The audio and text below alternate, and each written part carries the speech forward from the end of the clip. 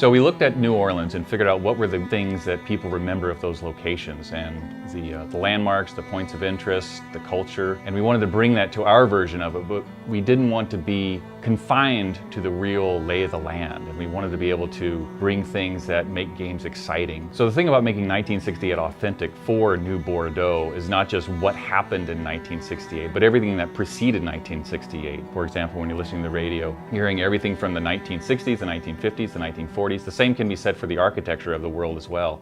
You're dealing with things that have existed for the past century. So with this historical context of what happens in New Orleans and what happens in our version in New Bordeaux, we are able to weave that into the background history of each neighborhood that the player is going to encounter. New Orleans is an old city. There's stuff from the turn of the century, for the 20s and 30s.